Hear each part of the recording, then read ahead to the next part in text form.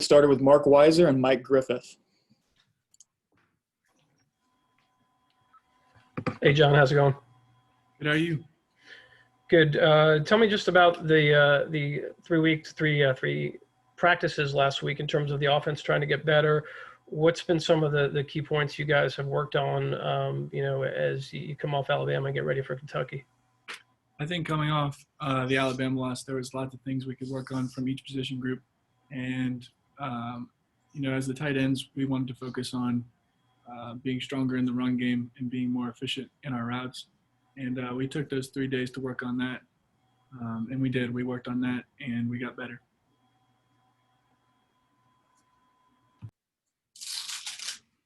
Hey, John, how much more diverse variety is there for the tight end in this year's offense than in years past at Georgia?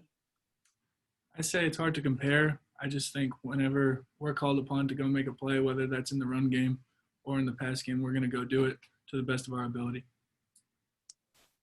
Next, we'll go to Anthony Dasher, then Seth Emerson. I have a question. Seth? John, just an open-ended question. What do you think the identity of this offense is right now, or do you think you all have one yet? I think our identity is a hard-nosed offense that we're going to run the ball efficiently, and then we're going to take our shots. We're able to spread the ball around, and whatever Coach Monken dials up, we're going to go do it, and we're going to do well with it. Chip Towers, then Jake Rowe. Yeah, John, just curious what you did during this off weekend, and how much of an emphasis, either as a member of the leadership committee or just personally, did you guys put on staying safe and kind of keeping this track record of you guys intact in terms of the fight against the virus? Well, first, there's a huge emphasis on staying safe, and thanks to Mr. Ron and his team, they've educated us tremendously well. But at the same time, all these players, our team, we're so focused and locked in that, there's not a lot of worry with us. We stick together and we have one goal in mind, and we're going to take it game by game to accomplish that. What'd you do? Did you head home, or what'd you do over the weekend? It was my mom's birthday, so I went and celebrated my mom's birthday with her. Thank you. John, kind of piggybacking off what Chip's asked, leadership group, is there a situation, especially when it comes to the virus, where you guys meet with the team, no coaches, no anything, and you just kind of have an open dialogue about off-field behavior, off-field, risk-taking and things like that? Or is it all done with the coaches involved and coach-led? How does that go? How does that conversation get had?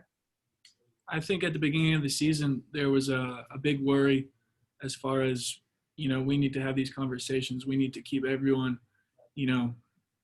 together to be educated on what to do after practice, on the weekends and whatnot. But as the season has gone on, we've understood, like I was saying, that, our team's smart and we have one goal in mind, and we're not going to have any people trying to, get in our way. And if you don't want to be a part of this train, then you can just leave.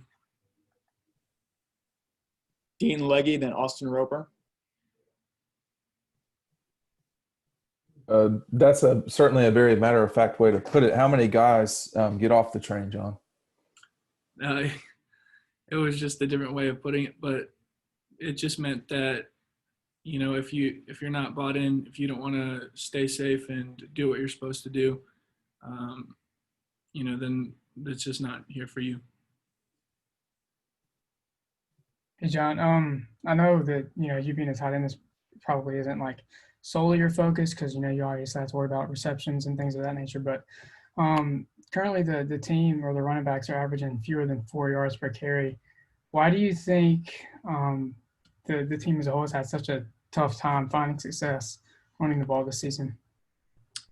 I think if you could look at it like that, where, we're not averaging the same clip as we usually do, but there's also these explosive plays that we've done well with. So there's negatives, but there's also positives, and we're gonna keep the positives and then try and take these negatives and be better with them. Brandon Sudge and Blaine Gilmer. Hey, John, so I don't know how much of a role that you play on special teams units or anything, but I wanted to ask you about Camarda and Todd Lesney and the job that they've done here over the first half of the season. How much of a weapon, I suppose, have they emerged as over these couple weeks? Todd and Jake have done a tremendous job, and I wish they got more credit for what they've done. Jack's nailing these field goals, and Jake is flipping the field almost every time he's asked to. So we feel great having them. They're always going to put the defense in a great position as far as pinning them, and then we can drive, and tight ends. We want to score touchdowns every drive, but realistically, that's not going to happen. So we're lucky to have a weapon in Pod. And then in terms of Camarda, like, he seems like an interesting guy who just kind of has all this confidence inside, and he doesn't seem like he's hesitant to show that at all. I mean, how unique of a guy is he around the team? Do you have kind of a story about how he shows that confidence and that swagger?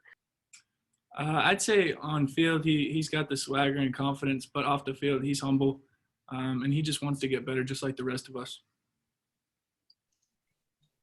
Hey, John, just wanted to ask you, man, I know Michael Bennett wasn't directly your probably position coach at Marist, but how big of an influence did he have on you just learning from him in your time around him?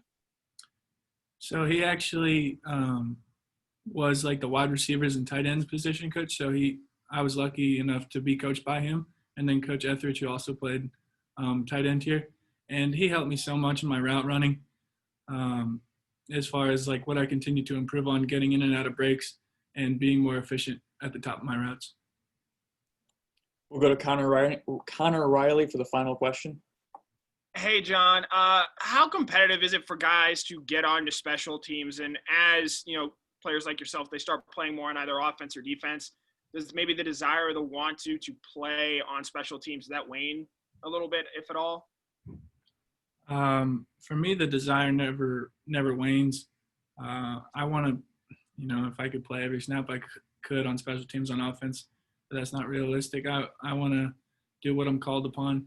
And, Coach Smart really believes in special teams. And I think the people that are working their butt off on special teams just show the kind of character that we have as a team. They're hardworking and they're precise in what they do.